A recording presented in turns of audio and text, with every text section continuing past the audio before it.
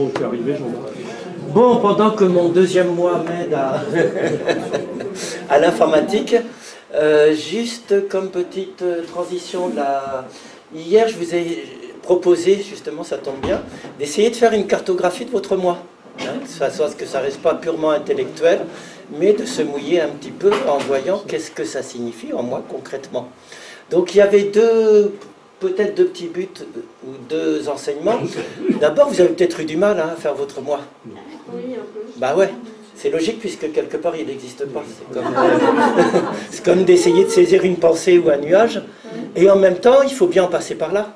Si on veut se déconditionner de tous ces conditionnements dont nous a parlé Guy, puisque le moi, c'est vraiment toutes ces sources de conditionnement. Donc juste le petit mode d'emploi de la cartographie que je vous ai invité à faire, que vous pouvez continuer. L'idée, c'est vraiment d'essayer de voir quels sont les éléments qui ont constitué mon moi. Qui petit à petit, ça peut être familial, comme disait Guy, ça peut être dans mes acquis, dans des événements traumatiques, dans autre chose, etc. Mais faire cette cartographie, déjà, même si on sait qu'elle est illusoire quelque part, hein, mais c'est ce qui explique que j'ai des réactions perpétuelles. Et le deuxième usage, c'est une fois que je comprends un petit peu mes constituants, qui font mon moi actuel, d'essayer de voir quels sont les modèles cognitifs, comme on dit en neurosciences, on va parler de neurosciences aujourd'hui, quels sont les modèles cognitifs qui m'amènent à reproduire toujours des mêmes schémas de réaction névrotiques ou pas adaptés, ou parfois adaptés mais souffrants, etc. Donc ça va assez dans la lignée de ce que disait Guy ce matin, pour éviter ce fameux moi qui peut devenir une bombe. Hein, qu'il faut... voilà, c'était le petit... Tu peux me mettre maintenant Merci, je suis désolé, c'était juste pour le passage de la bombe. Bon, il faut un peu d'humour, sinon c'est fondamental dans nos voilà la première chose que je voulais dire. Le deuxième petit commentaire... Oui, et puis après, à quoi ça sert de voir les conditionnements et puis à quoi ça sert de voir quels sont les modèles de réaction qu'on a? De toute façon, les conditionnements, ils sont là, comme le disait très bien Guy. Hein. La soif, l'envie de ceci, la colère, ils sont là. Par contre, on peut apprendre à ne pas réagir à ces pulsions, à ces mécanismes qui nous réagissent. Et ne pas réagir, ça il y a un Batchelor qui est un bouddhiste que j'aime bien, qui a le concept de réactivité. Il vous dit, on ne peut rien contre ce qui nous constitue. Mais notre liberté, c'est de ne pas rentrer dans la réactivité par rapport à ce qui est. Et il définit le nirvana simplement, pour lui, c'est l'arrêt de la réactivité. C'est peut-être plus que ça, mais c'est déjà une bonne approche par rapport à tous ces conditionnements. Voilà. Donc c'était ce que je voulais ajouter. J'avais aussi un petit aparté, parce que je trouvais ça très intéressant. Guy, tu disais que quand tu as dessiné ton moi, c'était une petite forteresse intérieure. Et c'est vraiment parlant de voir avec cette image la différence entre l'Orient et l'Occident, je trouve, dans les sagesses. Parce que justement, cette image d'une forteresse intérieure que tu as dessinée, qui est le moi dont on est captif dans le bouddhisme, c'est l'image de l'âme individuelle absolument sûre d'elle que donnent les stoïciens. Marc Aurèle se retrancher dans son fort intérieur comme une forteresse. Et c'est ça la différence avec le bouddhisme. C'est on essaye de se construire une forteresse intérieure qui est celle des stoïciens. Et saint Augustin retourner dans son fort intérieur également, FORS, mais qui est aussi une forteresse interne. Voilà, donc c'était juste un aparté que je trouve intéressant. Alors aujourd'hui, ce matin, pour rester en complément, cet après-midi, on continuera à revoir les grandes spiritualités et les grands mouvements philosophiques hindous. Mais ça me permettra, et bouddhiste, pardon, ça me permettra de faire le lien avec les apports des neurosciences, puisque les neurosciences sur le moi et la conscience, ça va être très intéressant aujourd'hui de voir que finalement on recoupe pas mal tout ce qui est les enseignements bouddhistes à ce niveau-là. Donc nous allons commencer. Configuration. Pourquoi est-ce qu'il ne descend pas aujourd'hui? Parce que... Tiens. Alors, moi numéro 2 ou moi numéro 3, que se passe-t-il? On va passer sur le PowerPoint. Ouais. Si le PDF passe pas. Ah, c'est parce qu'il est en PDF, il faut faire le PowerPoint, tu as raison. Ouais. C'est ça, tout à fait. En fait, ça passe pas en...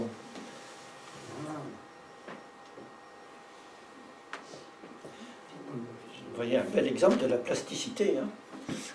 Plutôt que de répéter comme loi toujours le même mécanisme. Non, c'est un peu plus. Non, il va changer de format.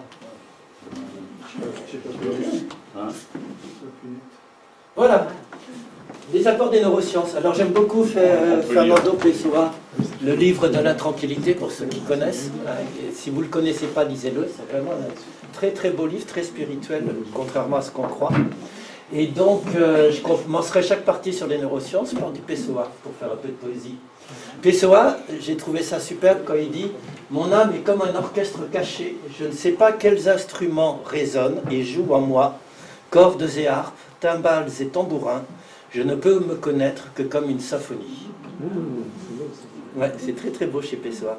C'est cette idée qu'il n'y a pas de chef d'orchestre, encore une fois, qu'on est un orchestre qui joue tout seul.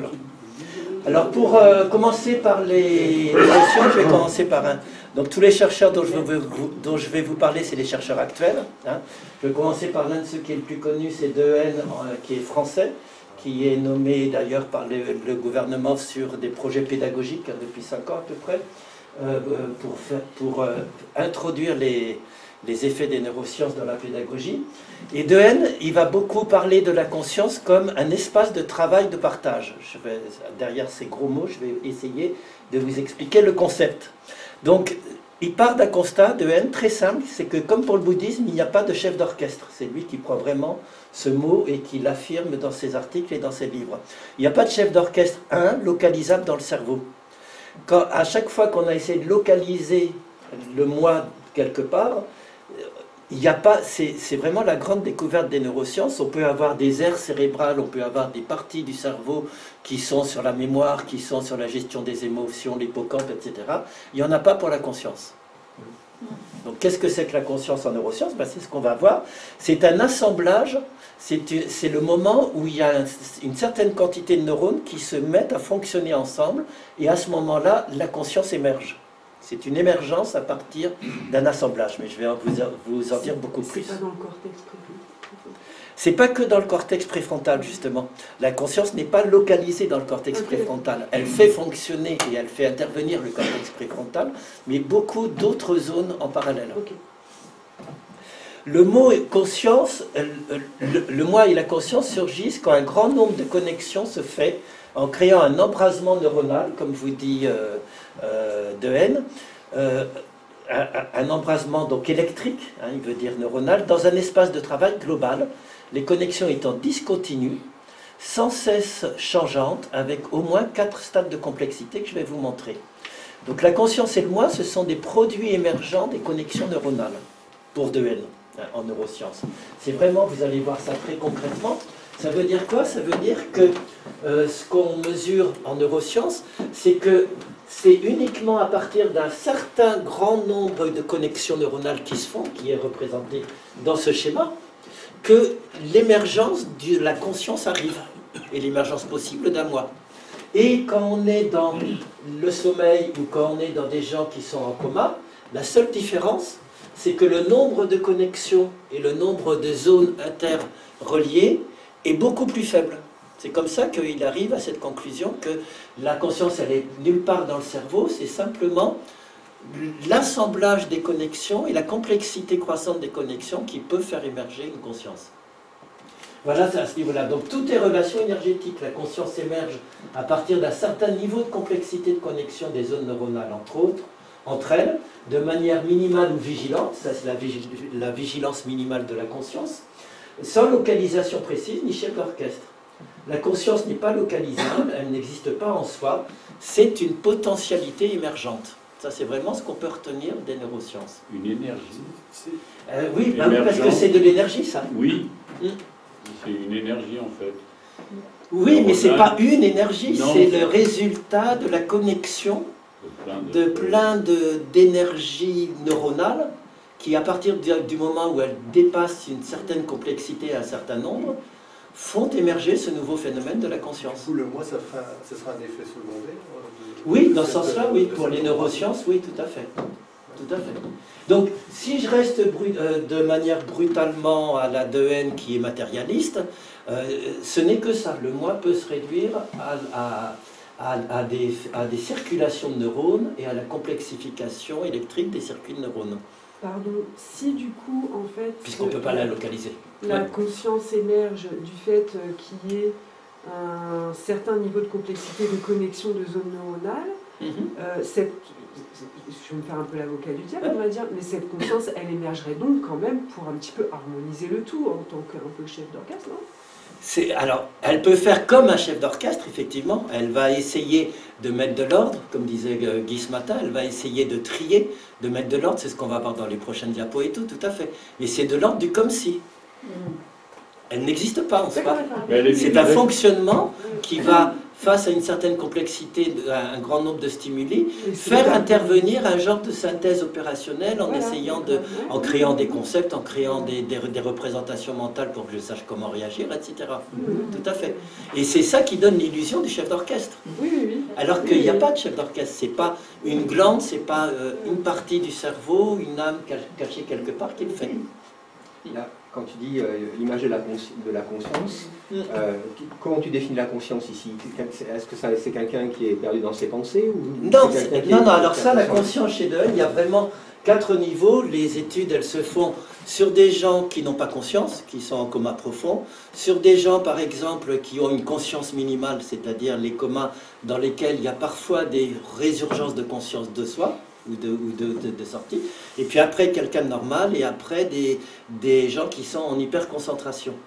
Et c'est comme ça, quand on voit sur les 4 populations, qu'on s'aperçoit que la conscience, elle émerge, elle est minimale, elle n'est plus là dans les comas profonds, mais elle peut être minimale dans certaines formes de coma. Donc les études servent aussi sur les gens qui sont en coma et tout, pour voir est-ce qu'il y a encore de la conscience, est-ce qu'il y a encore un moi, est-ce qu'on peut débrancher ou non. Tout ça, c'est des enjeux qui en résultent. Effectivement. Comment? Et pendant le sommeil? Alors pendant le sommeil, là je ne crois pas qu'il en parle. Voilà. Non, là je ne crois pas. Mais pendant le sommeil, il y a la même chose. Surtout dans le sommeil paradoxal, où il n'y a plus d'activité. Alors qu'il y a des sommeils où il y a au contraire des orages d'activité électrique qui vont faire les rêves. Et puis il y a le sommeil paradoxal à l'inverse, hein, où il y a vraiment beaucoup moins. Voilà. Donc là, c'est vraiment, la conscience n'est pas localisable, elle n'existerait pas en soi, c'est une potentialité émergente, c'est une faculté émergente. C'est la chose. Bien entendu, si on veut être idéaliste et qu'on veut sauver la conscience, on peut toujours dire que si elle n'existe nulle part dans le cerveau, c'est donc qu'elle existe ailleurs. Voilà. Non, mais je vous donne la piste hein, pour ne pas vous laisser en deuil de... C'est ce qui est dans le bouddhisme. C'est ce qui se dit dans le bouddhisme. Comment? Que la conscience existe. Ça dépend du bouddhisme. Dans le bouddhisme ancien, il n'existe nulle part ailleurs. Dans le bouddhisme du Lankavatara et du Yogacara, elle existe comme une forme transpersonnelle. Elle n'apparaît pas s'il n'y a pas d'objet. Mais elle n'apparaît pas s'il n'y a pas d'objet, s'il n'y a pas de système de corps, puisque le Bouddha a bien dit tout est dans ce corps. Oui. Hein, tout à fait. C'est le. Oui. Ben, on en reparlera de ça quand on arrivera au bouddhisme. Mais il y a les 2 aspects dans le bouddhisme, tout à fait. Alors, Dehaene toujours, les différents états de conscience, bah, c'est ça que je vous mettais. L'état végétatif, l'état de conscience minimale, les patients qui sont conscients, et des volontaires sains qui se concentrent hein, sur une activité. C'est les 4 populations qu'il étudie. La quantité d'informations échangées à travers le cortex, bon, je vous passe, et je vais arriver tout de suite à la conclusion, qui est la plus intéressante. Chez les patients en état végétatif, le partage d'informations est considérablement réduit par rapport à d'autres patients conscients ou sains. C'est vraiment là qu'on voit une explication autrement faite de ce que je vous disais. Vraiment cette complexification et le fait que la conscience peut être minimale, quasiment végétative, et foisonner après et redevenir totalement mobilisée. Cette observation corrobore l'une des hypothèses clés du modèle de l'espace de travail. Maintenant, vous commencez à comprendre qu'est-ce qu'il signifie par espace de travail. C'est que la conscience, ce n'est pas une chose, ce n'est pas une entité, c'est ce fameux espace de travail de tous les neurones entre eux, qui font qu'à partir d'un certain moment de complexité, ça va produire ce qu'on appelle la conscience.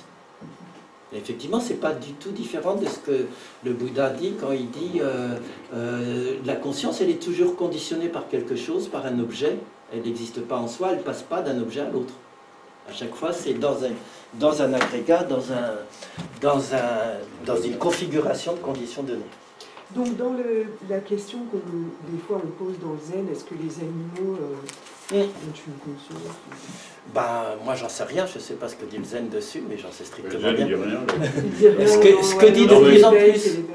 que dit de plus en plus les neurosciences, c'est que c'est pas une réponse binaire oui ou non, puisqu'il y a des tas de modulations différentes de conscience. Donc que les animaux aient des consciences végétatives, plus que végétatives, des consciences, etc. En général, on dit que la différence, elle se ferait sur le passage à la conscience réflexive de soi. Qui est le mot. Comment? Il y a quand même une notion de concentration. Le cas des porteurs, entre guillemets, des personnes saines, c'est dans le cas où elles se concentrent sur une activité. Oui. Donc il y a quand même... plus on est intentionnellement projeté sur un objet, plus l'état de conscience peut s'augmenter, tout à fait. Oui, tout à fait. Voilà. Donc la réponse par rapport aux animaux, moi je ne sais pas, mais c'est par rapport à la complexité, en fait, moi ce que j'ai compris, c'est que plus il y a des zones neuronales... Oui, et plus il y a de connexions neuronales, plus la conscience apparaît. C'est pour ça que dans les recherches actuelles, ils s'intéressent aux animaux, pour faire la comparaison avec les humains, ils s'intéressent aux animaux qui ont le plus grand nombre de neurones et de connexions neuronales possibles. Je crois que c'est les baleines, les dauphins, entre autres, qui sont dans ce cas. On va continuer à avancer parce que je trouve ça intéressant, mais c'est toujours... Alors, qu'est-ce qu'ils font après Dehaene? Ils travaillent aussi avec Changeux. Changeux, vous savez, c'est aussi un Français qui avait beaucoup travaillé, l'homme neuronal, à un moment donné, c'était son best-seller il y a une dizaine ou quinzaine d'années, sur les neurones. La conscience, c'est la mobilisation donc d'un espace de travail global dans le cerveau qui met en relation un grand nombre de neurones et d'aires qui sont distantes. Donc non seulement c'est un grand nombre de neurones, mais c'est le fait de mettre en relation des zones cérébrales distantes, et pas que le cortex préfrontal par exemple, justement. Et c'est leur connexion à distance qui crée cet embrasement d'activité neuronale qui fait qu'on prend conscience de quelque chose. Donc là, vous avez une figure qui est intéressante. Non, je ne suis pas sur la même, tiens. Alors, on travaille. Oups. Voilà.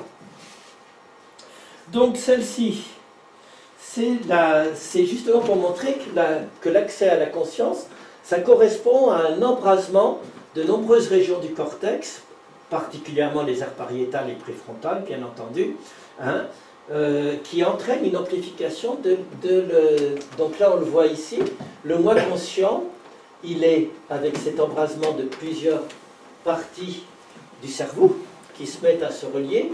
Et ce qui est intéressant aussi, c'est que il y a aussi un embrasement et une actualisation d'autres parties du cerveau sans qu'on s'en aperçoive. Mais ça, je vais vous en parler dans la diapo suivante. Donc, excusez-moi, je relis en même temps. Les aires auditives peuvent être activées par un mot non conscient, mais le même son, une fois détecté, envahit la zone du cortex préfrontal et pariétal. Voilà, c'est ça.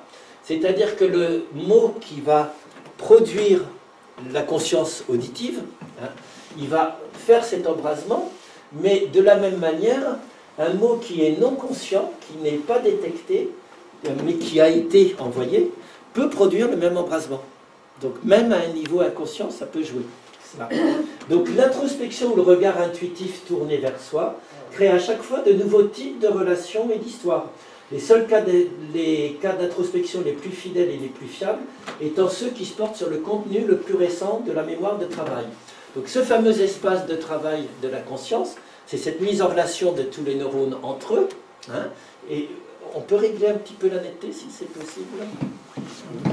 Et après, il y a tous les systèmes d'évaluation de ce qui arrive à ce moment-là. La mémoire à long terme, le système attentionnel de focalisation dont on sert dans la méditation, les systèmes moteurs qui vont me faire agir, c'est le maximum, merci.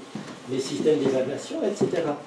Et ce que disent Dehaene et Changeux, c'est que dans cet espace global de travail, le fait de regarder, de prendre conscience de manière réflexive de ce qui se passe en soi, si je le fais porter sur le moment présent immédiat, il y a toutes les chances que ce soit avec le moins d'erreurs ou de transcriptions ou d'histoires qu'on se raconte. Alors que dès que je le fais sur un souvenir, un projet ou autre, ça fait partir en même temps toutes les mémorisations, toutes les projections et tout. Et ça, c'est très intéressant parce que ça montre que c'est uniquement quand on se ressent sur le moment présent que l'introspection est la plus valide et la plus fidèle en neurosciences. D'où peut-être le fameux Satipatthana Sutra qui vous invite à vous recentrer sur le corps, la respiration. Ici et maintenant, la pleine conscience, oui, mais qui est la traduction de Sati, qui est la présence à soi et au corps du Satipatthana Sutra. Et l'espace de, l'espace de travail global, donc on ne sait pas où il se situe. L'espace de travail global, il se situe nulle part. C'est le fait que selon les stimuli, selon l'environnement, il y a plein de neurones qui se mettent à être activés en même temps, simultanément, dans des endroits différents du cerveau.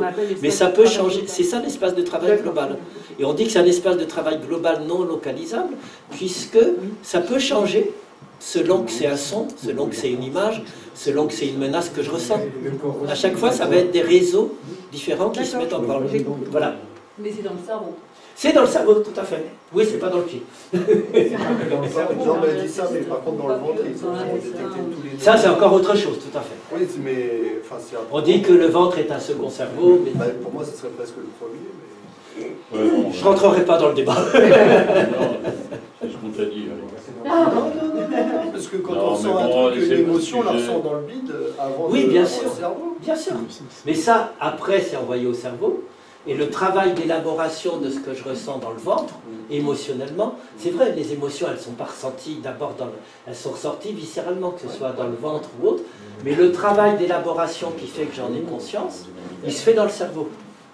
Et ce que je vais raconter sur mon mal de ventre, si je dépasse le simplement ça me brûle, là, ça reprend toutes les interprétations d'avant, qu'à chaque fois que ça m'arrive, etc., etc., et c'est les histoires qu'on commence à se raconter. Et ça, c'est dans le cerveau. Mais le mal de ventre, il est viscéral, il est dans le ventre. Enfin, que ce soit un mal, que ça soit pas du oui, n'importe quoi. C'est une émotion. Une traduction du cerveau. Mais c'est le cerveau qui fait ce travail d'élaboration après, qui fait le travail d'élaboration et de prise de conscience. Mais il est quelque part, je trouve, il est détaché des émotions. Non, il fonctionne avec les émotions, il se nourrit des émotions. C'est les émotions du corps qui envoient des signaux chimiques qui vont être pris. Mais des fois, les émotions choquent le cerveau aussi. Oui, bien sûr. La sidération. Oui, mais bien sûr. Mais donc, il n'est surtout pas détaché des émotions. C'est un système qui se met en branle à chaque fois qu'il y a un danger qui est perçu dans le monde extérieur ou intérieur et qui essaye de comprendre, décoder, analyser, interpréter tout ce qui se passe dans le corps. Qui fait qu'à un moment donné, le corps est perçu par le cerveau comme ça ne va pas. Comme souffrance, etc. Donc non, c'est pas du tout déconnecté du corps et des émotions. Hein. Le cerveau, c'est pas une entité à part. C'est ce que, dans les Sakya-Yoga, quand on parle du mental, c'est bien le cerveau. Dans le Dans les agrégats. Dans les 5 agrégats. Le cerveau, c'est l'un des 5 agrégats. C'est le 5e agrégat. Enfin, la conscience, pardon. La conscience, c'est le 5e agrégat. Voilà, la plupart de nos autres jugements introspectifs, réflexifs ou sur le monde sont des reconstructions et des histoires qu'on se raconte. Je vais revenir longuement dessus parce que c'est un autre neuroscientifique qui s'en aperçoit. Il y a une expérience amusante là-dessus, effectivement, c'est que vous donnez à une personne 2 cartes de photographies. Si c'est des hommes, vous donnez 2 photographies de jeunes femmes. Si c'est des femmes, vous donnez 2 photographies de jeunes hommes. Vous demandez laquelle, qu'est-ce qui a été choisi. Vous laissez passer 2-3 minutes faire vos manips de laboratoire, vous ramenez une photo, et en fait vous ramenez exprès la photo qu'il n'a pas choisie. Et que la personne n'a pas choisi. Et vous demandez à la personne de raconter pourquoi elle a choisi cette photo. Et bien le cerveau reprend le dessus, et tous les patients racontent pourquoi ils ont choisi cette photo qu'ils n'avaient pas choisie. C'est une jolie illustration de la capacité de notre cerveau de s'adapter. Tiens, bah oui, c'est parce que les yeux ceci, les yeux cela, etc. Et ça marche vraiment comme ça. Donc c'est une jolie illustration de cette capacité. qu'il a faite. Toujours suite, non seulement il y a tout ce travail, donc ça vient du corps, du ventre, de tout ce qu'on veut, hein, au contraire, et ce travail d'élaboration consciente, il se crée parallèlement à des mécanismes inconscients qui se produisent dans le cerveau en même temps, simultanément. Là, je vous ai parlé que de la partie émergée de l'iceberg, de la conscience.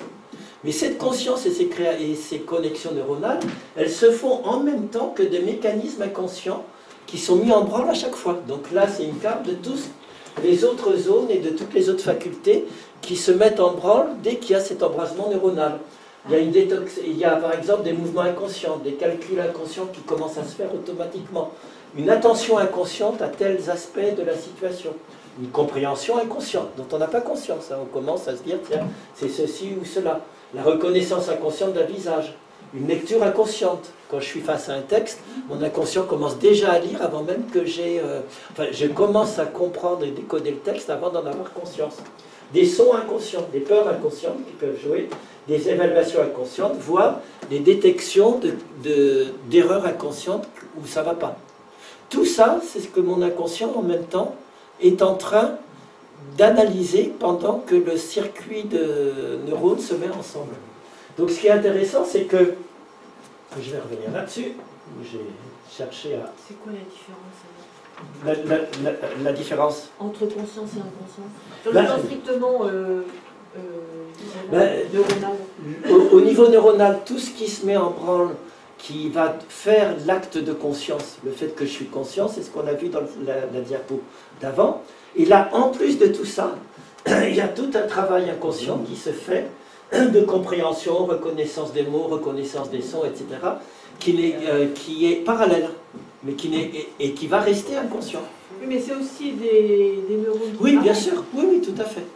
Ah oui, donc c'est tout un travail à ce niveau-là qui se fait effectivement. Donc sa conclusion, les circuits dans les sciences cognitives montrent qu'il y a des circuits avec une activation inconsciente à ce moment-là, hein, effectivement.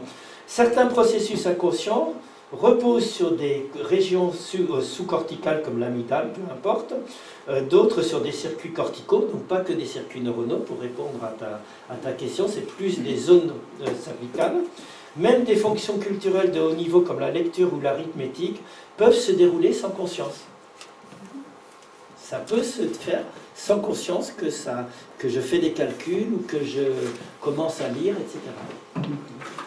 Alors, non seulement ça, mais Dehaene va vous montrer que, de la même manière, la conscience, dès qu'elle se met en branle comme ça, elle va immédiatement donner à voir une seule interprétation possible parmi plusieurs interprétations. C'est-à-dire que dès qu'un phénomène de conscience arrive, il y a toujours au moins 1, 2 ou 3 interprétations qu'on pourrait faire. Et la conscience va immédiatement en sélectionner une et pas l'autre, alors que les deux sont dans le cerveau. Il y a une perception A, une perception B comme reconstruction de l'histoire. Et automatiquement, ça va être l'une des deux qui va l'emporter en moins d'une minute. Donc la conscience ne nous donne à voir qu'une seule interprétation des entrées sensorielles. Bon, là, je vous passe la démonstration. À un instant donné, nous ne percevons qu'une seule des deux interprétations que le cerveau a pourtant fabriquées. Hein. Notre conscience alterne entre deux possibilités et la proportion de temps passé dans chaque état reflète directement la probabilité que cette interprétation soit la bonne. Ça va être là, c'est pas un critère de c'est vrai ou... Là où il passe le plus de temps, c'est ce qui va être retenu et qui va devenir l'interprétation et la compréhension de la situation. Mais notre conscience ne nous donne à voir qu'un tout petit échantillon de tout ce qui se passe à ce moment-là. Voilà. Donc c'est ça qui est un peu fascinant, je trouve, c'est tout ce fonctionnement invisible et puis en même temps cet embrasement neuronal qui correspond à la conscience chez Dehaene. Et alors pourquoi est-ce qu'il choisit le A ou le B, enfin la conscience? Alors ça, j'en sais strictement rien. Il faudrait. Je suis pas plus psychologue pour hier que neurologue. Je sais pas, mais je pense que c'est ce qui est dans le schéma et dans les explications que j'ai lues, c'est que c'est là où il passe le plus de temps. Là où le cerveau va passer le plus de temps à scruter en moins d'une minute les deux alternatives, et finalement il va s'arrêter sur l'une des deux. Je ne sais pas du tout, je ne peux pas vous dire. Ce serait intéressant de savoir si c'est parce que c'est perçu par le cerveau mieux adapté, moins menaçant, je ne sais pas. C'est les hypothèses que je fais. Et peut-être que c'est un conditionnement, oui, tout à fait. La fameuse reconnaissance d'un modèle cognitif antérieur, où je me dis, j'ai été menacé dans telle situation, je vais reproduire la même réponse. Ça peut être ça. Non, ça n'a rien à voir. Je ne sais pas. Les psychologues savent très bien qu'ils choisissent souvent même ce qui est plus menaçant. Oui, c'est ce que je dis. Plus souvent. Oui, c'est ce que je dis. Voilà. Oui, ça c'est la prégnance des modèles de survie qu'on a. Si, ça va dans le même sens que tu dis. C'est-à-dire, il y a des modèles de réaction que j'ai eu à un moment donné pour m'adapter, même névrotiquement. Et dès que le cerveau perçoit que je suis, qu'il pense qu'il y a une association, parce qu'il ne pense pas qu'il y a une association qui se fait avec une similitude de réaction, il va déclencher l'ancienne réaction automatique, qui n'est plus du tout adaptée. C'est pas forcément approprié. Voilà, c'est ça. Il fait de la photocopie. Sur la précédente, calcule toute la distribution de probabilité. Ouais. Mais on que voit c'est un échantillon. Voilà, c'est ça. Ben, ça, c'est tous les petits échantillons qu'on voit après, parce que tout ça, c'est des sous-ensembles, hein, ça peut se décomposer quasiment à l'infini. Voilà pour 2N. C'est très intéressant, hein, toute cette... Il n'y a pas de chef d'orchestre, c'est un embrasement neuronal, et en plus, il y a des opérations inconscientes qui se font, et en plus, des choix interprétatifs qui immédiatement vont apparaître pour me dire c'est ça ou c'est ça, et des reproductions certainement de modèles cognitifs anciens. mais ça va tout à fait dans ce sens-là, je trouve, hein, effectivement. Deuxième auteur, Nakache. Nakache est la faculté du cerveau d'inventer des histoires et le moi. La conscience et le moi sont des successions d'états neuronaux discontinus, ça aussi c'est totalement bouddhiste. Hein. Il n'y a qu'un monde discontinu. Et l'illusion, c'est comme, pour expliquer cette vision bouddhiste qui est celle des neurosciences, tout est discontinu. C'est exactement comme quand vous regardez un film avec les anciennes pellicules. On a l'illusion du mouvement, mais en fait, il n'y a que des images isolées les unes des autres. Ou même avec le numérique, il n'y a que des pixels, c'est encore pire. Et on croit avoir une image, en fait, il y a 10 000 pixels ou 10 millions de pixels dans l'image. Mais mon cerveau fait l'unité, fait le sens. Le cerveau corrige sans cesse les sensations et les perceptions, crée une illusion de continuité, d'où s'origine notre sentiment d'un moi stable et continu, alors que nous nous racontons sans cesse des histoires.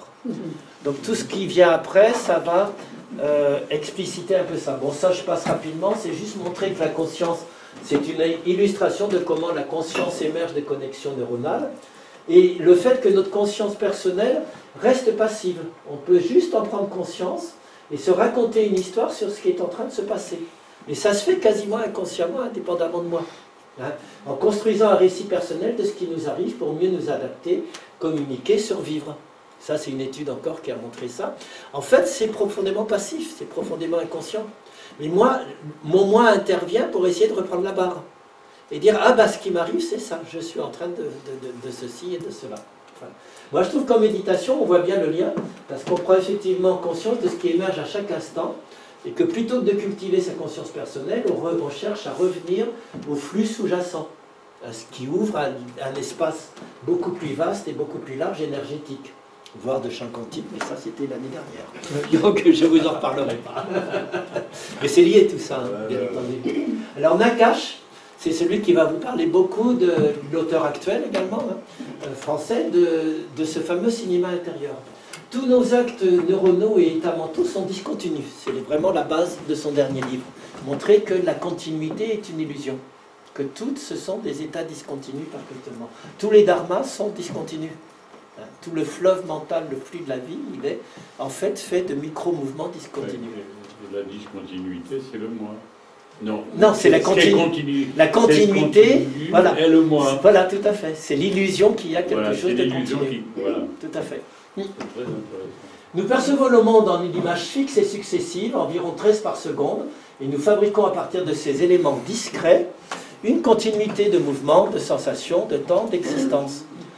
On n'en a pas conscience de cette opération, mais même quand je vous vois là, quand vous regardez la diapo, il y a 13 images par seconde, hein, qui font que vous croyez qu'il y a une image.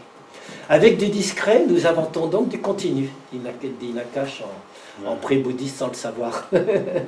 Notre cerveau est un studio de cinéma où se fabriquent les films que nous produisons à partir de ce que nous voyons, mais aussi à partir de ce que nous imaginons, vous dit Nakash. Et alors il va s'intéresser à révéler les trucages par lesquels notre cerveau modifie la perception de la réalité observée par l'œil, en incluant dans les trucages la colorisation, la stabilisation des saccades de l'œil, hein, puisqu'on a une image stabilisée alors qu'en fait il n'y a que des petits sauts comme ça, le montage, la production du mouvement à une fréquence de 13 images par seconde. Ces trucages se produisent à notre insu, nous vivons avec l'illusion de la complétude. Nous croyons avoir retenu chaque détail d'une scène, ça c'est le fameux problème des témoins quand il y a une scène de crime ou autre, alors que preuve scientifique à l'appui, nous en retenons une image falsifiée où seuls persistent les détails que nous avons sélectionnés. C'est les fameuses histoires de un même événement, 4 témoins, vous aurez 4 coupables différents. Il était blond, il avait une petite veste, il avait un bonnet, il n'avait pas de bonnet, etc. C'est également ça, la restitution d'informations entre les gens qui, en fait, ont écouté la même information, mais la réexpliquent d'une autre manière, tout à fait. Et ainsi de suite, exactement. Jusqu'à une déformation totale. Totalement. Déformation, et en même temps, on ne sait plus où est le... Oui, tout à fait. Les médias, c'est pareil. Hein. Vous avez un événement, une manifestation ou une poubelle qui brûle ou n'importe quoi, et elle va être présentée de 5 aspects différents selon les 5 journaux dominants, sans parler des réseaux sociaux qui vont être autre chose. D'ailleurs, à l'inverse, si tu as trop de témoignages qui convergent dans le même sens, c'est peut-être suspect. Oui, tout à fait. Tout ça, ça peut. Ou alors, ça peut, au contraire. Mais le principal, c'est de prendre conscience que ce sont des histoires qu'on se façonne sans arrêt. Pour complexifier le tableau, ces images s'intriquent avec celles produites par l'imagination, par le rêve, par les hallucinations et par la mémoire, plus le filtre de notre inconscient. Bref, nous faisons des films à l'origine du sens que nous attribuons au monde. Nos consciences sont hantées de croyances. C'est vraiment un mélange perpétuel. Dès qu'un acte de conscience se fait, il charrie tout ce passif, tout ce passé.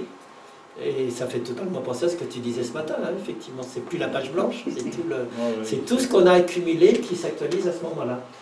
Et on passe sans arrêt d'un état à l'autre dans un flux de conscience continu. Pour moi, c'est ça, hein, le samsara. Il ne faut pas chercher d'autres vies. C'est déjà ça, le samsara. C'est ce passage perpétuel d'état de l'un à l'autre perpétuellement. À l'aide d'algorithmes sophistiqués, donc Nakash a identifié 4 états de connectivité cérébrale. À un instant donné, un individu se trouve dans l'un de ces 4 états, mais cela fluctue. Dans l'état 1, la coordination entre les 42 régions est riche et complexe.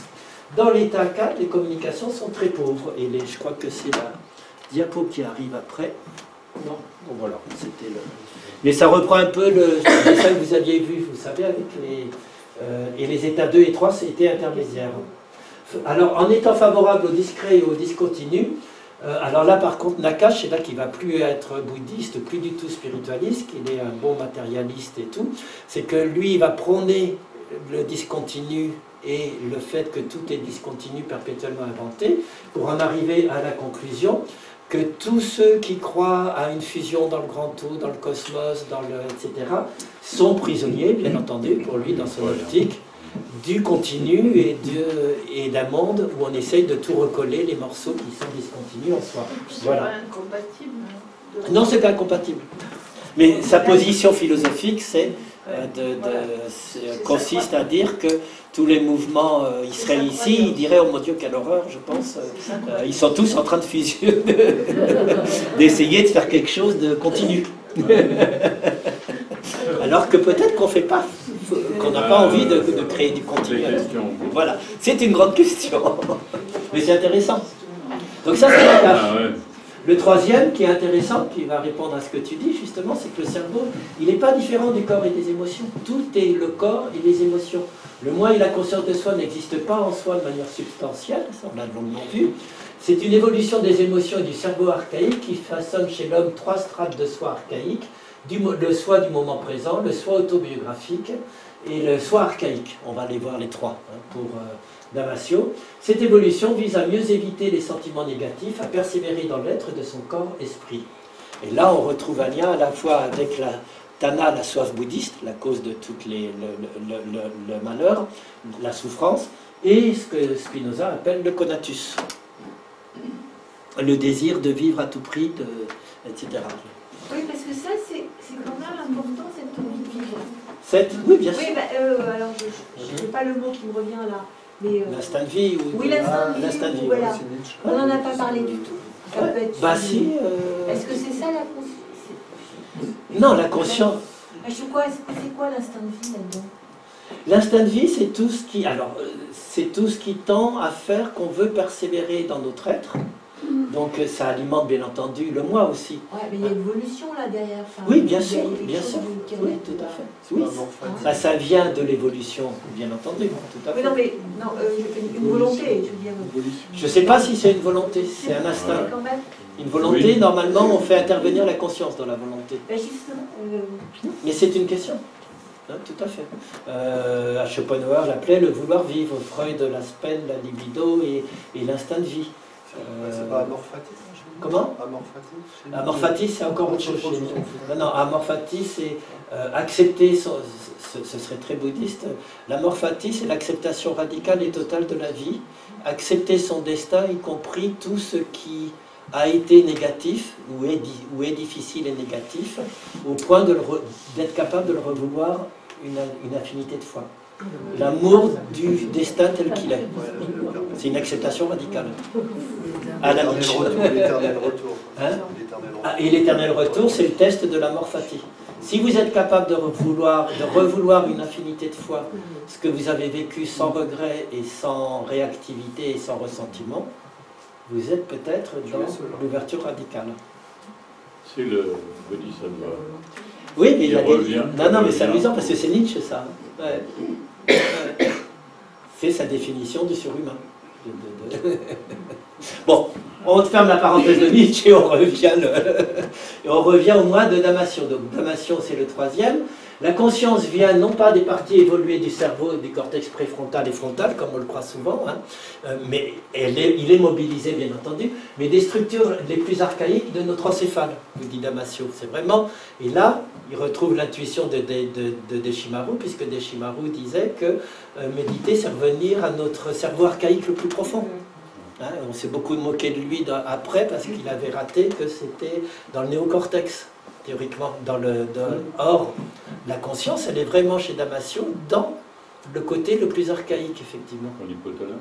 Comment? Oui, dans l'hypothalamus, non. Dans le cortex préfrontal, toutes les études qui ont été faites, le contrôle conscient, le fait de vouloir contrôler et tout. Oui. L'hypothalamus, c'est celui qui régule les émotions, qui est capable de réguler le stress, les émotions, etc. Mais le phénomène de... c'est le cerveau reptilien. Oui, enfin, ça revient du cerveau reptilien. Enfin, je vais revenir à Damasio, si vous voulez bien. Donc, il a 3 livres que je vais vous résumer rapidement, Damasio. Alors, il a écrit 3 livres, L'erreur de Descartes, Le sentier... Je suis tout à fait d'accord avec lui, je vous ai déjà dit pourquoi, pour moi, Descartes, c'était... c'est lui qui a amené le dualisme et qui a fait, entre autres, bien entendu... Comment? Le matérialisme. Ouais. Et puis surtout la possession de la nature, et là où on en est.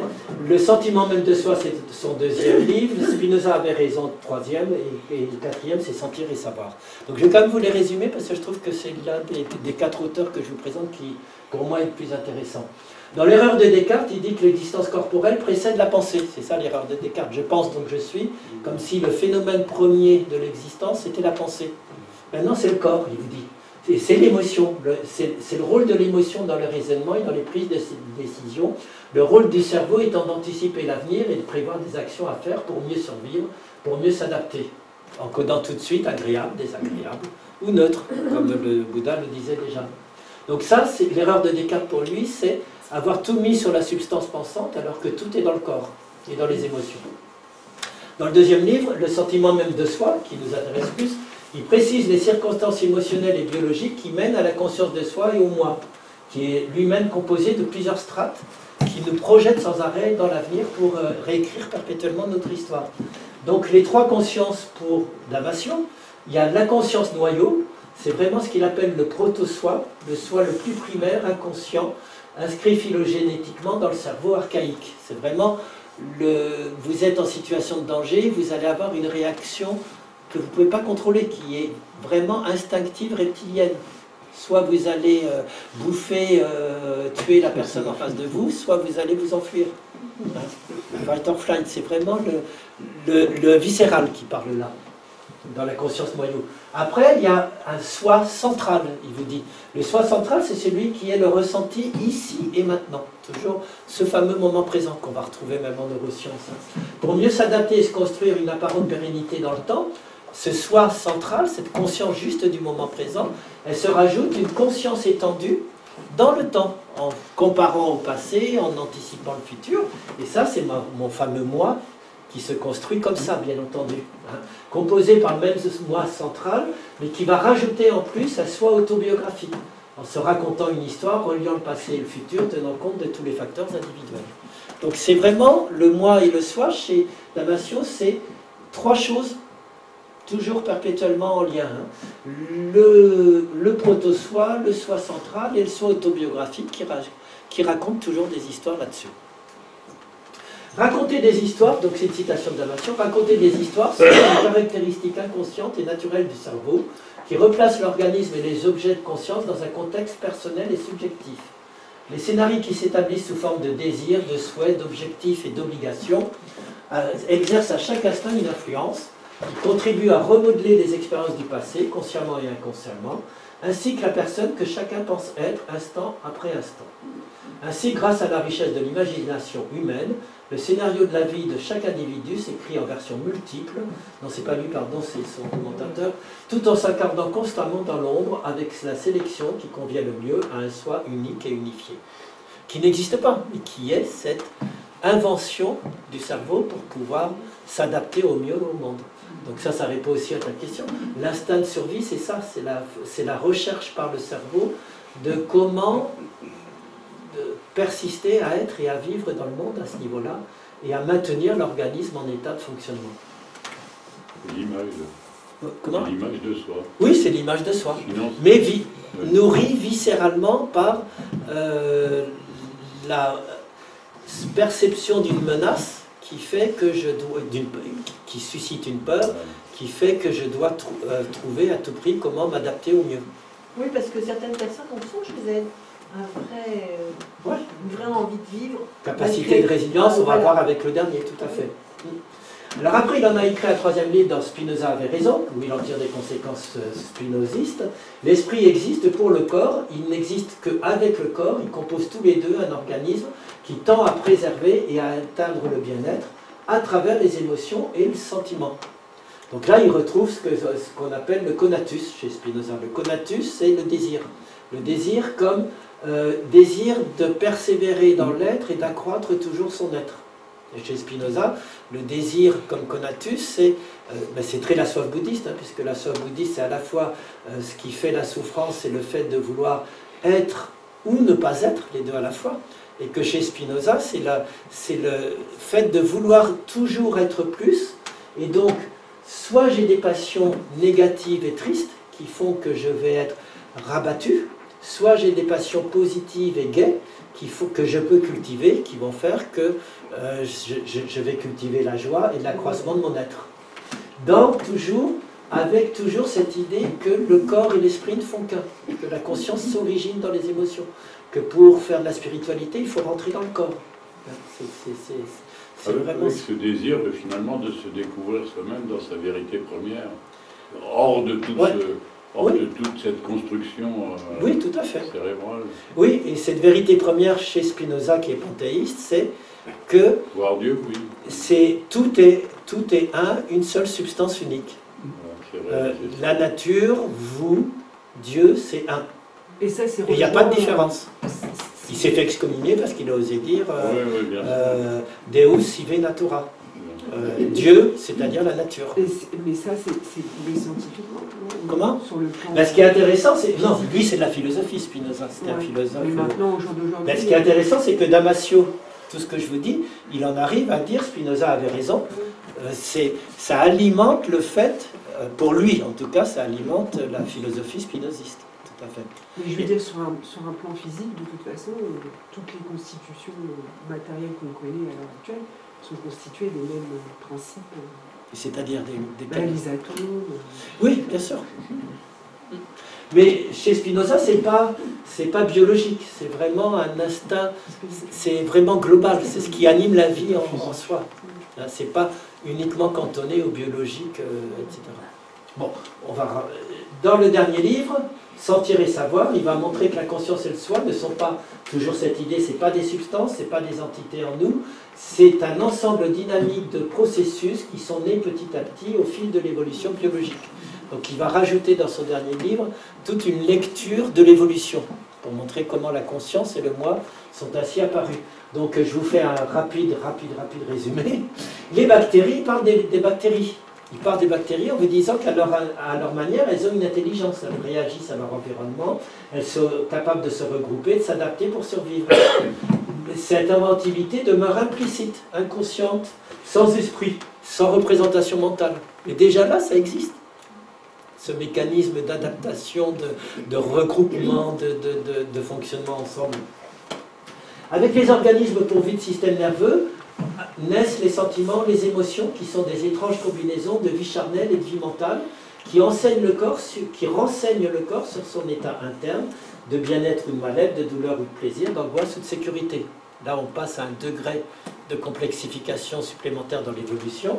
Et la conscience n'est rien d'autre pour lui, pour les organismes évolués, comme l'homme, mais pas que les hommes. Ce n'est rien d'autre que ces mêmes sentiments rapportés à soi, reliés à son corps toujours, unissant les impressions internes et les informations qui viennent du monde extérieur. C'est un prolongement, un enrichissement des sentiments d'un organisme vivant lorsqu'il est capable d'avoir ce mouvement réflexif de retour sur soi et de savoir ce qu'il éprouve à ce moment-là. L'homme, par rapport aux autres animaux, il a comme seule différence qu'il y a plus d'ampleur dans ses réponses pour éviter les sentiments négatifs de douleur. Alors que l'animal n'a pas cette capacité. Sauf si on ne s'en aperçoit pas, peut-être qu'il y a des animaux qui sont actuellement dans des dojos ou des termites et qui sont en train de méditer. Mais la seule différence pour Damasio entre l'homme et l'animal, c'est effectivement cette capacité d'essayer, à partir des mêmes émotions difficiles, douloureuses, de mal-être, etc., de s'organiser autrement plutôt que de réagir de manière automatique. Ce qui serait le cas des animaux. Voilà. Donc ça, c'est Damasio. Des questions sur Damasio, il est très intéressant. C'est lisible ça. Oui, alors les trois que je vous ai parlé là sont vraiment lisibles. Damasio, lequel je vous conseillerais plutôt. Le dernier qu'il a lu, qu'il a sorti, là c'est très récent, c'est Sentir et savoir. Et là, c'est peut-être le plus lisible dans le sens où il vous refait toute l'évolution à partir des bactéries. Ceux qui aiment la philo, c'est plutôt Spinoza a des raisons qui est le plus intéressant. Et si vous vous intéressez aux différentes parties du moi, du soi, c'est vraiment plus le sentiment même de soi que je préconise dans ce cas-là, où il vous fait bien la description des trois soi, etc. Donc, non, ils sont assez lisibles les trois. Le moins lisible, Nakash est très lisible aussi, mais je le conseille un peu moins, je le trouve un peu moins profond à ce niveau-là, mais c'est purement personnel. Et Dehaene, ce que je vous conseille, il y a les groupes AV qui sont toutes ces recherches, mais vous cherchez plutôt des articles de Dehaene sur Internet, et puis là c'est beaucoup plus simple, et beaucoup plus comme pour BitBall. Vous savez, les scientifiques actuels, pour être édités, il faut faire des groupes AV. Alors là, vous en avez pour des jours et puis complexifié. Par contre, pour avoir des subsides gouvernementaux ou de SNRS et tout ça, il faut qu'ils fassent des articles courts, c'est ce qui permet de montrer qu'ils sont des chercheurs intéressants et qui leur amènent les budgets. Et donc c'est vachement plus intéressant de lire les articles pour moi, parce que là, ils sont concis, précis. Ouais, bon, ça c'est un petit... Comment ? C'est un bon tuyau. Voilà, c'est un bon tuyau, je trouve, parce qu'après avoir... T'achètes le bouquin, on les dit pas, et puis... Et oui, c'est ça.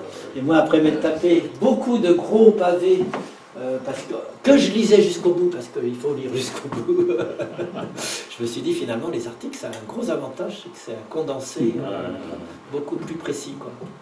Alors, deuxième partie. Oui, je l'ai passé sur Unique, pardon. Décidément, il ne veut pas me Cyrulnik. Donc Cyrulnik, vous le connaissez tous, résilience, attachement névrotique ou autonomisant.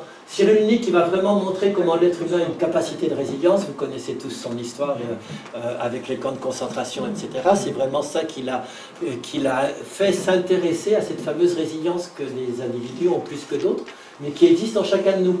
Alors son premier livre qu'il a rendu célèbre, c'était Mémoire d'homme, parole de singe, où il se servait de l'éthologie, donc la science du comportement des animaux, pour montrer que l'attachement est la clé indispensable pour la résilience. Le singe figé dans son isolement recommence à vivre lorsqu'on lui offre un leurre sur lequel il peut fixer son attention. La paralysie hystérique du chien disparaît quand ses maîtres le caressent. C'est donc que ces animaux connaissent aussi la souffrance, dukkha, comme nous. Et celle-ci peut apprendre beaucoup sur la psychologie humaine. C'est ça qui l'a fait s'intéresser aux hommes. C'est qu'il s'est dit, tiens, les animaux souffrent tout autant que nous. Et si on leur donne un leurre ou quelque chose, ça peut même changer leur mode de comportement. Donc si on faisait pareil, on pourrait avec les hommes. Comment? Il y a des petits pour chiens. Voilà, oui, c'est ça. Mais ça, je ne suis pas sûr que c'est ça dans le... Alors, je pense qu'on va voir arriver des méditations pour son chien ou son chat tout le temps, avec des miaulements sur des fréquences de... Il y a un vétérinaire psychiatre qui dit que par exemple, qui travaille sur les chats, qui dit qu'ils peuvent vraiment faire des épisodes dépressifs et des choses comme ça. Oui, tout à fait. C'est totalement ce que dit Cyrulnik. Quand tu les regardes, bon, je rentrerai. Alors, en tout cas, pour vous amuser, j'ai souvent des participants dans mes groupes qui ont des chats. Et vraiment, un truc récurrent qui vient, c'est que quand ils méditent, s'ils méditent sur un lit ou même sur une chaise, les chats viennent se blottir contre eux et ils n'ont jamais été aussi calmes que quand ils le font, quand c'est amusant. Bon, l'identité d'un être vivant, le moi, se forge dès les premiers instants de son existence chez Cyrulnik à partir de l'attachement maternel. C'est vraiment l'attachement maternel qui est la clé pour lui. Ce lien se tisse au cours de la période sensible, au moment où le petit est particulièrement réceptif aux informations envoyées par la mère, qui est sa principale source de stimuli. Il parle alors d'empreinte pour désigner cette phase d'imprégnation.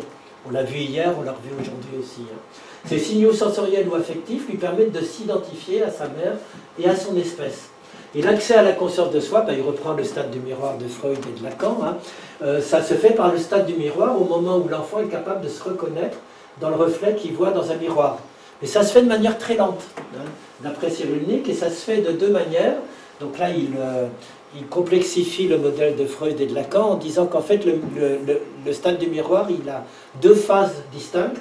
Le miroir horizontal, qui fait que je vais me reconnaître comme les enfants du même âge, du même sexe et du même milieu ethnique. Ça, c'est déjà un premier stade du miroir, d'avoir une reconnaissance qu'on est tous un peu identiques. Et le deuxième, c'est le miroir vertical, c'est les adultes qui sont plus grands, qui fait que je vais me reconnaître dans la filiation à un tel, le père, la mère, les grands-parents, etc. Et ce sont ces deux stades du miroir qui permettent d'avoir l'identité du moi, bien entendu aussi. On n'en a pas parlé jusqu'à maintenant, mais ça, c'est ce qui rajoute comme éclairage que je trouve intéressant. Dans l'autre livre, Sous le signe du lien, Cyrulnik insiste sur l'importance de l'attachement, toujours, et du lien sécure. Puisque c'est la force du lien sécure qui va faire que certaines personnes vont avoir une résilience ou non. Pour répondre à ta question, la différence, elle n'est pas de nature, ce n'est pas des êtres, c'est simplement ceux qui ont eu dans leur éducation un lien sécure, un attachement sécure, vont être beaucoup plus capables d'avoir une force de résilience positive. C'est la pyramide de Maslow. On peut penser à la pyramide de Maslow aussi, comme un tableau, tout à fait.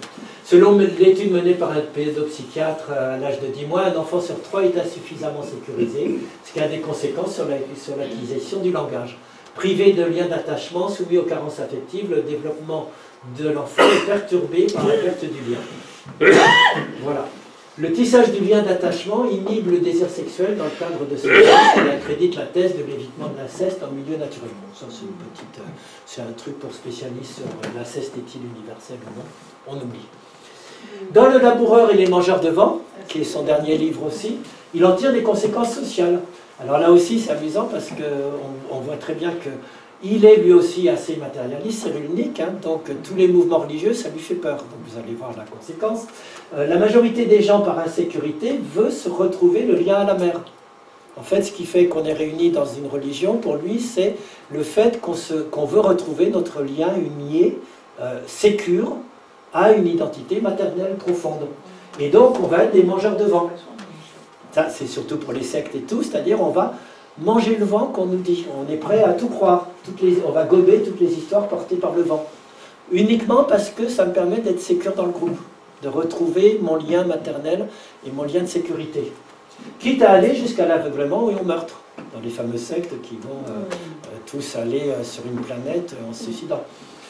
On cherche le partage d'un même monde de croyances avec des rationalisations perpétuelles par besoin de sécurité. Le risque, c'est la récitation de la doxa d'un groupe qui enferme dans une cage confortable, qui éloigne de ceux qui habitent d'autres mondes. C'est ce qu'il appelle un asservissement volontaire. Moi, je trouve que c'est juste intéressant de prendre conscience que c'est les risques.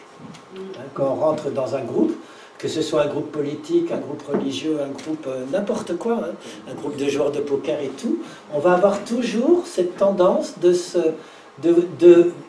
tellement vouloir la sécurité affective du groupe qu'on est prêt à tout gober, tout prendre, tout devenir le parfait meilleur élève. Oui, et dans les cours d'école et tout, c'est la loi même du groupe grégaire, quoi. Hein, tout à fait.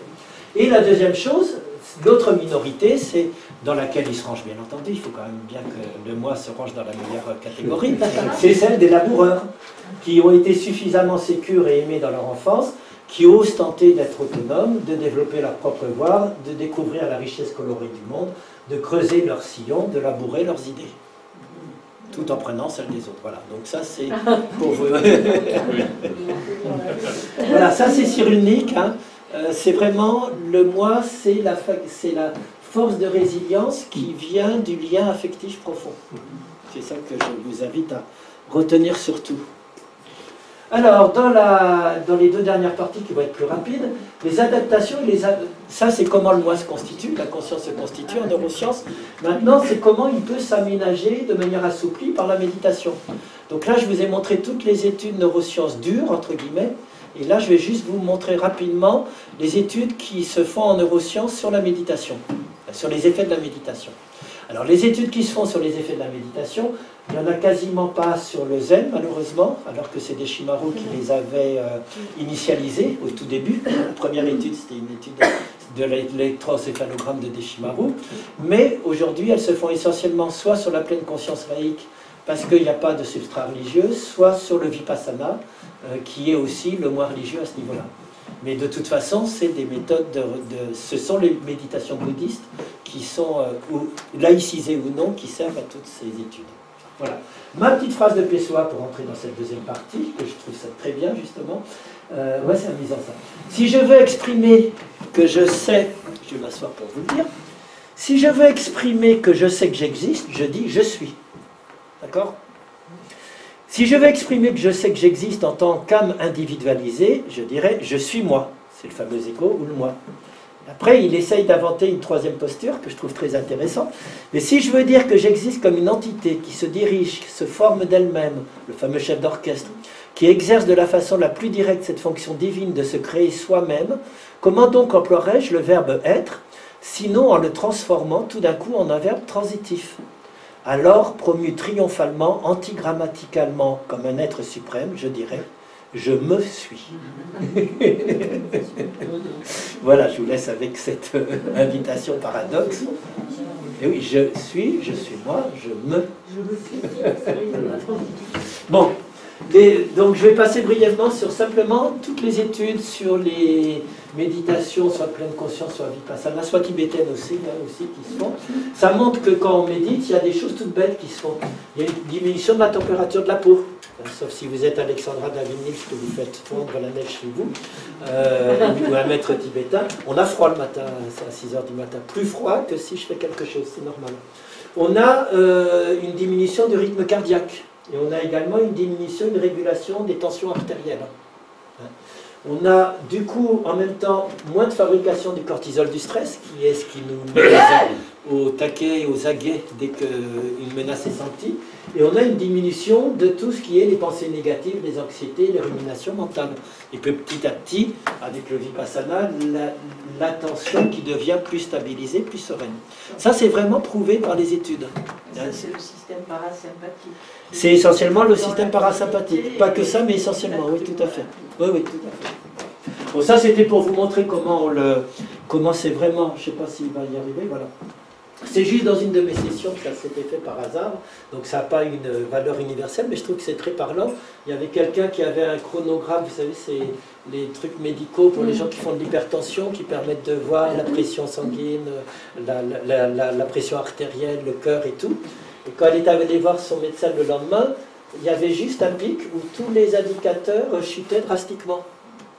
Et quand on a regardé à la séance suivante, c'était simplement les 45 minutes de la méditation. Donc mais c'est logique, hein. Si vous êtes vraiment sécure, puisqu'on parlait de sécure, dans un groupe, que vous laissez s'apaiser les tensions, c'est comme un ordinateur qui se met en veille. Toutes les fonctions vitales se mettent en veille. Et donc, ça va créer un état plus réceptif, moins aux aguets, moins au taquet, quoi. Voilà, ça c'est pour vous. Peut-être s'ajouter la posture en zazen. Oui, alors en zazen, la posture est très importante. Oui, bien sûr. Tout à fait. Qui diminue justement l'action. Bien sûr. Alors après, chaque mouvement va avoir sa spécificité. Hein. Dans le vipassana, ils vont vous dire que c'est en se recentrant uniquement, toujours sur son souffle. Chez les Tibétains, ça va être des mantras, des visualisations ou des choses comme ça. Et dans le zazen, c'est la posture. Et la posture, ça permet vraiment une unification, effectivement, du corps et de l'esprit. L'esprit rentre dans le corps, je trouve. Mais c'est trois voies différentes à ce niveau-là, tout à fait. Les autres études, c'est des électroencéphalogrammes.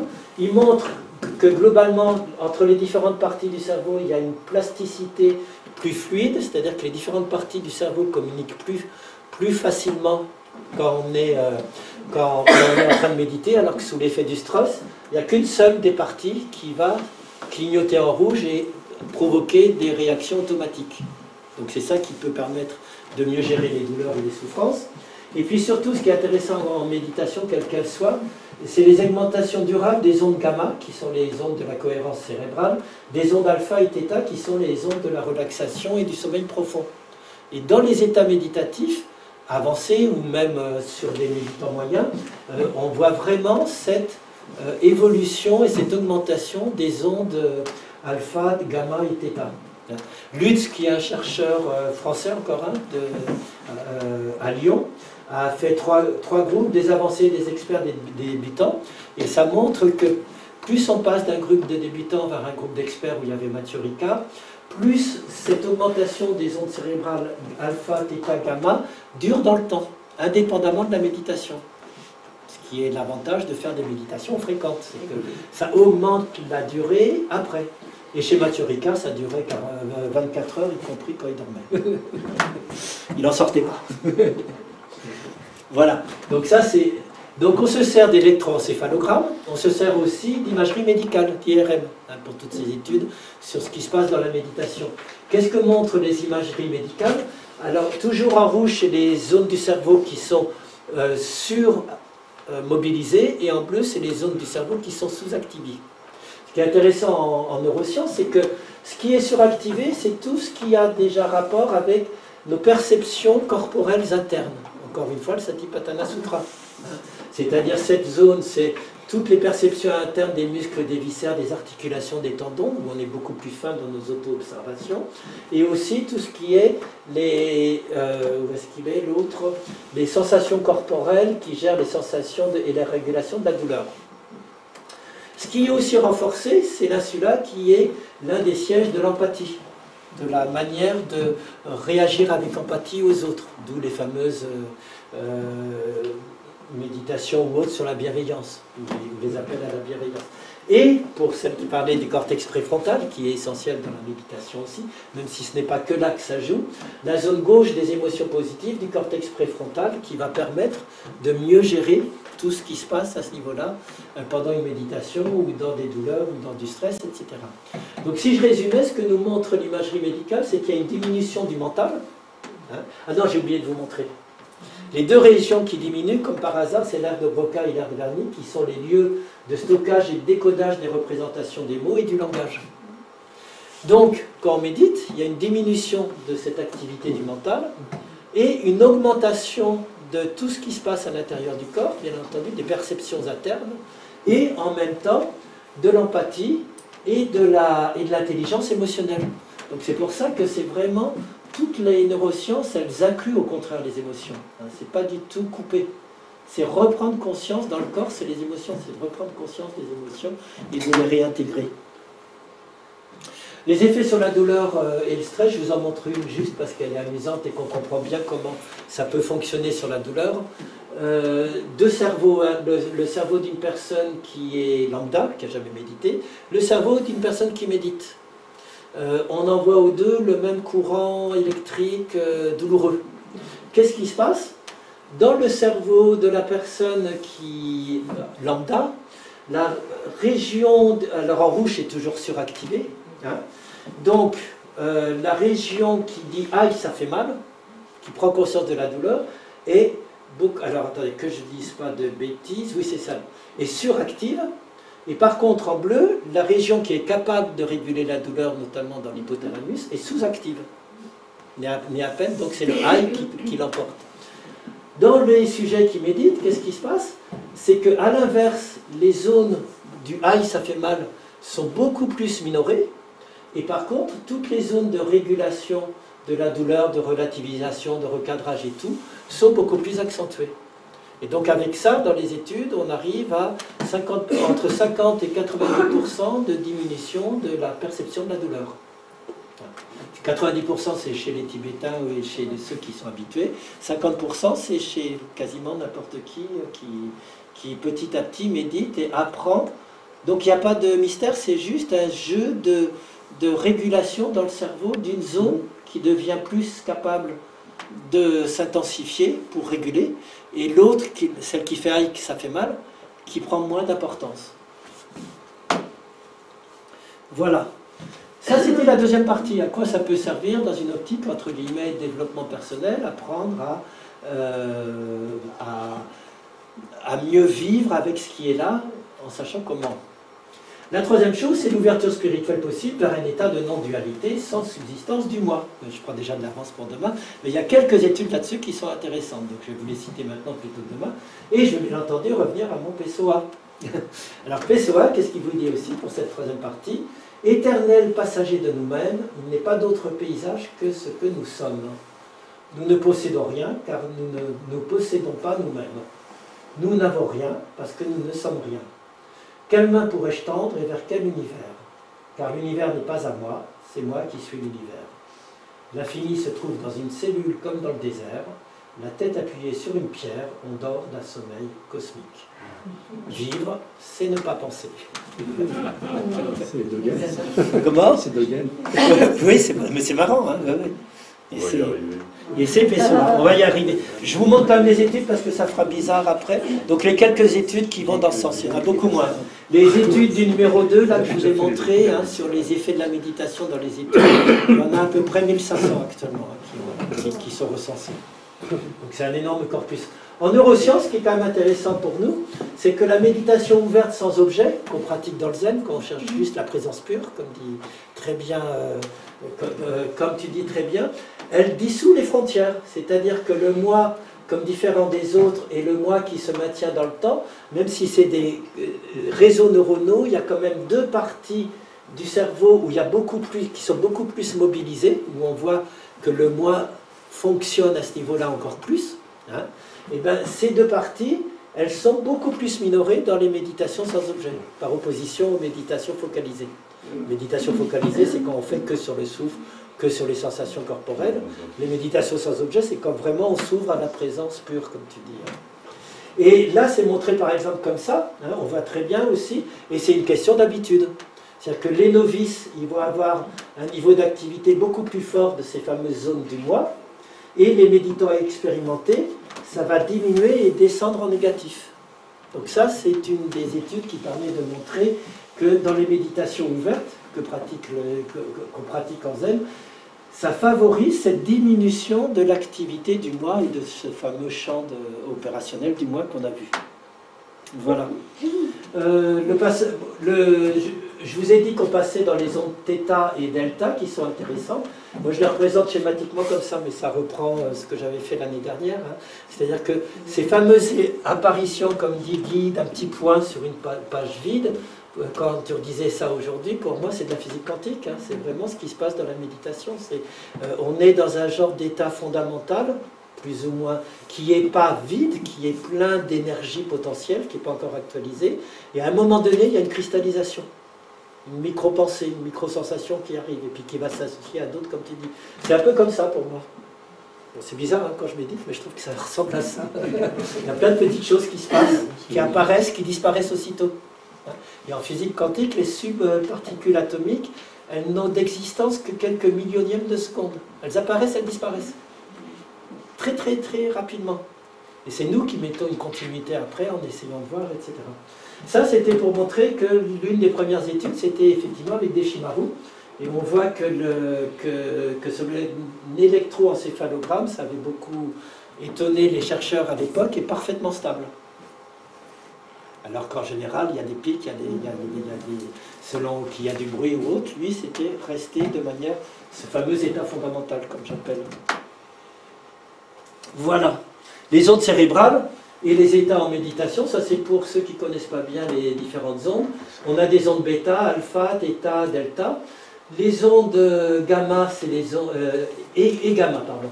Les ondes gamma, c'est les ondes très courtes, intenses, c'est la conscience focus. Alors, 1, 2, 3, 4... Non, pardon.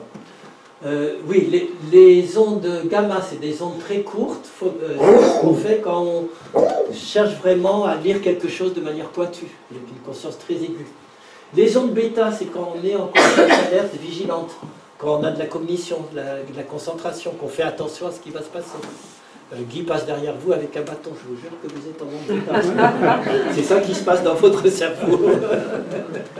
Les ondes plus longues, c'est quand Guy s'est un peu écarté de vous, vous respirez soulagé, vous passez en onde alpha. Le cerveau ralentit, c'est de la relaxation, c'est de la détente. Les ondes relâchées, quand vraiment en zen on relâche la tension et tout, le lâcher prise dont parlait Guy, c'est presque proche d'un état de sommeil. C'est entre la veille et le sommeil. C'est là qu'il y a tous les états intuitifs et également méditatifs qui peuvent se développer.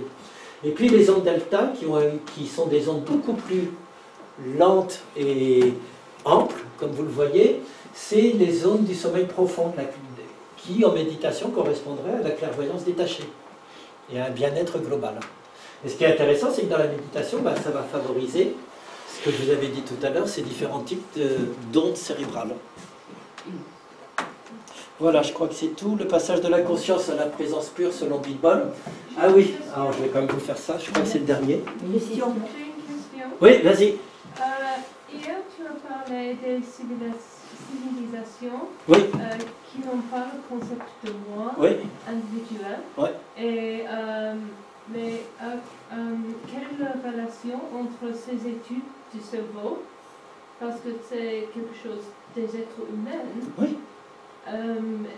quelle est la relation entre les deux, parce que... ce serait super intéressant de savoir. Non, ce serait super intéressant. Oui, tout à fait. Je ne sais pas, parce que je ne crois pas qu'il y ait eu des études du même genre faites sur les sociétés premières, mais ce serait super intéressant. De manière détournée, ce que je peux dire qui est intéressant, c'est qu'ils ont fait les études justement sur la méditation et sur la capacité d'attention. Il y a une étude célèbre que beaucoup d'entre vous doivent connaître, c'est deux équipes de basketteurs noirs et blancs qui se passent une balle, et puis il faut compter le nombre de fois, et puis en fait il y a un gorille qui passe, et 90% dans une salle, si vous le faisiez passer, ne voit pas le gorille, parce qu'on est prisonnier de notre conscience focusée, qui fait qu'on ne regarde que à compter le nombre de passes. Sur la population, comme tu dis, c'est 90% qui ne voient pas. Mais on peut apprendre à voir, il suffit de repasser une deuxième fois le film en donnant le truc, et on est capable à la fois de voir le gorille et de compter les 15 passes. Quand ils ont fait ce test au Tibet, à la fois sur des moines tibétains et sur des Tibétains qui n'avaient jamais plus médité que ça, qui n'étaient pas des professionnels, 90% des Tibétains voient immédiatement le gorille et calculent 14. Parce qu'ils ont un mode, ils ont une éducation qui leur a appris à développer une conscience beaucoup plus large, à la fois focalisée et ouverte. Alors que nous, on fonctionne tellement de manière focalisée, soit concentrée sur ton devoir et ne regarde rien d'autre, qu'on s'aveugle dans le... Et pareillement pour la posture, on sait que les populations d'Asie s'adaptent plus facilement aux postures de yoga, parce que culturellement, s'asseoir, c'est rentré dans les... C'est totalement devenu culturel. Les Japonais, je ne pense pas que ce soit aussi douloureux que pour nous de rester une journée en zazen. Pas que moi. Pas toujours vrai. Non, il y en a qui ont montré. Ah là, il y en a qui... je sais que tu nous avais raconté qu'il y en avait qui ne le supportaient pas. Mais pour répondre à tes questions, oui, ce serait fascinant d'avoir cette étude, mais malheureusement, elle n'existe pas. Voilà. Alors, je vous fais un dernier petit test. C'est Vidbol, vous savez, je vous en ai parlé hier. Il fait un test comme ça pour montrer comment la conscience, elle n'est pas localisée nulle part. C'est un acte pur, c'est une présence pure, un peu comme dit... alors, Vidbol, il est intéressant parce que lui, il refuse le réductionnisme de la conscience à la biologie ou au cerveau. C'est-à-dire qu'il dit toujours, certes, il n'y a pas de chef d'orchestre, il n'y a pas de, il y a pas un maître, un chef d'orchestre, mais il n'empêche qu'il y a toujours ce phénomène incompréhensible de la conscience émerge. Et ça, c'est ce qu'il appelle le point aveugle des sciences cognitives et des neurosciences. C'est qu'on est toujours capable de montrer tous les circuits neuronaux qui se mettent en branle, mais personne ne répondra jamais à la question qu'est-ce que c'est qui émerge à ce moment-là et comment ça se fait que ça puisse émerger. Et ça, c'est le point aveugle. Donc ça, c'est pour montrer ça. Il vous dit, il part d'une phrase de Wittgenstein, qui est un philosophe que j'aime bien, lui aussi, visiblement. Quand Wittgenstein vous dit sur un tableau, sur un paysage, rien dans le champ visuel ne te permet d'affirmer que cela est vu par un œil. Rien ne vous permet de dire que là, c'est vu par un œil. C'est quoi? C'est juste un tableau ou un paysage, dit-il. Pour se dire que c'est vu par un œil, il faut une reconstruction. Ça, c'est les neuroscientifiques. C'est vu par un œil qui vise. Il faut une reconstruction. Je vais faire un schéma de... Je prends mon paysage, je tire mes lignes de fuite, et je m'aperçois que si l'arbre est là, il y a bien un sujet dans la ligne de fuite où tout converge. Ça y est, j'ai le sujet percevant. Et il vous dit c'est exactement la même chose pour la conscience. La conscience, on ne peut jamais la réduire parce que c'est un fait brut, immédiat, spontané. Donc il vous dit par exemple, je veux analyser la conscience, je suis le serveur scientifique, le chercheur scientifique, et je prends l'image du cerveau, et je me dis ça y est, la conscience, c'est tout ce que je viens de vous dire, c'est toutes les connexions neuronales qui se font perpétuellement, le champ de travail opérationnel, etc. Mais qui voit ce cerveau, qui regarde un cerveau de Vidbol? Il y a le chercheur qui fait ça, il y a le chercheur qui regarde le chercheur, et on peut le faire à l'infini. Et puis après, il y a le chercheur qui regarde l'image du etc. Donc, qui voit le cerveau, qui regarde un cerveau? On va à l'infini. Donc, si on arrête de s'auto-extérioriser à l'infini, on peut juste adhérer à ce qui se passe maintenant, au fait que ma conscience est simplement l'acte d'être présent à une chose sans en savoir plus. Alors, je sais que Guy va aller vers le... C'est cela qui voit. Oui, forcément. Mais, ouais. Pour Vidbol, c'est juste prendre conscience du mystère que c'est. Oui. Mais les deux ne sont pas contradictoires. Tout à fait. Sans même le décrire voilà, ou chercher à... Exactement. C'est juste de se resituer. Voilà, c'est juste prendre conscience de ce mystère, de tiens, il y a un acte de conscience. Et ça, on ne l'expliquera jamais par les neurosciences ou parce que c'est déjà un cerveau qui regarde un autre cerveau, qui le projette sur un appareil de mesure, etc. J'ai pensé que ça te plairait. Voilà. Ça me fait plaisir. Alors, et ce qui est très bien, c'est qu'il a dit que... Vous avez compris le principe du test à peu près, ouais. Parce qu'en général, il a toujours du mal à le faire comprendre, quand il explique ça. Et il l'a présenté à l'Azedi, au dojo de l'Azedi, où il n'y avait que oui, à Paris. Oui, une fois, c'était superbe. J'y étais, et puis il dit, vous comprenez? Alors tout le monde, bah oui, c'est évident, quoi. Il dit, bon, c'est vrai qu'à la place d'être tibétain, j'aurais dû être zen, parce que vous, ça vous semble évident. Mais c'est pas évident à comprendre ça malgré tout. Donc je vous laisse ce petit koan. Voilà. Et je vous remercie. Et j'ai toujours débordé de 10 minutes. Et je trouve que la neuroscience, ça peut être intéressant. Voilà. Mais il faut savoir aussi les prendre avec des interrogations. Voilà, merci.